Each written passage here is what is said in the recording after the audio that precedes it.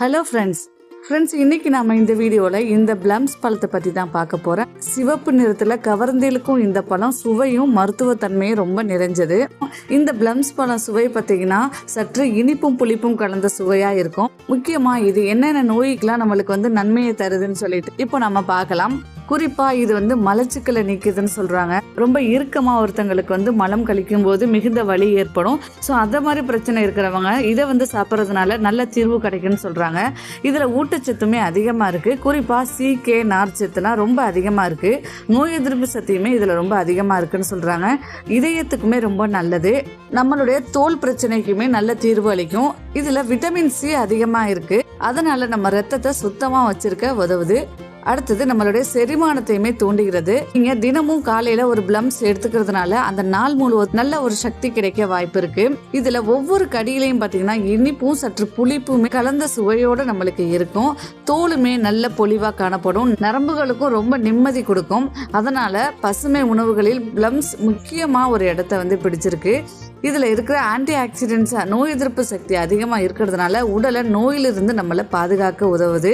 நம் மூளையும் நன்றாக செயல்படுத்த உதவுது. அதிகமாக மன அழுத்தம் உள்ளவங்களும் தினமும் ஒரு பிளம்ஸ் எடுத்துக்கலாம். இது இயற்கை சார்ந்த ஒரு உணவாக கருதப்படுது. இந்த பிளம்ஸ் பழம் பார்த்தீங்கன்னா மித வெப்பமான சூழ்நிலை கொண்ட இடங்கள்ல தான் நன்றா விளையும்னு சொல்லியிருக்காங்க. அமெரிக்கா, சீனா, செர்பியா, ரூமேனியா, இந்தியா, சான்சிலியா போன்ற நாடுகள்ல அதிகமாக இதை உற்பத்தி பண்றாங்க. நம்ம இந்தியாவில் பார்த்தீங்கன்னா ஹிமாச்சல பிரதேசம், ஜம்மு காஷ்மீர், உத்தரகாண்டம், சிக்கிம் போன்ற மலை பிரதேசங்கள்ல சற்று இது ரொம்ப அதிகமாகவே காணப்படும். இது யார் அதிகமாக சாப்பிடலாம் அப்படின்னு பார்த்தீங்கன்னா வயது முதிர்ந்தவர்கள் சாப்பிடலாம். ஏன்னா இது ரொம்ப எளிமையாக நம்மளுக்கு ஜீரணமாகும். அடுத்தது உடல் எடையை குறைக்கணும் அப்படின்னு நினைக்கிறவங்க கண்டிப்பாக இதை அதிகமாகவே சாப்பிடலாம்னு சொல்லியிருக்காங்க. அழகு பராமரிப்பு விரும்பும் பெண்கள் இதை அதிகமாக சாப்பிடலாம். இது அதிகமாக சாப்பிட்றதுனால தோல் நல்ல பொலிவடையும்னு சொல்கிறாங்க. அடுத்தது அதிகமாக மன அழுத்தம் மற்றும் தூக்கமின்மையால் கஷ்டப்படுறவங்களுமே இதை சாப்பிடலாம்னு சொல்லியிருக்காங்க. சிறுவர்கள் மற்றும் பள்ளி மாணவர்களும் சாப்பிடலாம். ஏன்னா இது மூளைக்கு அதிகமான சக்தியை கொடுக்கறதுனால.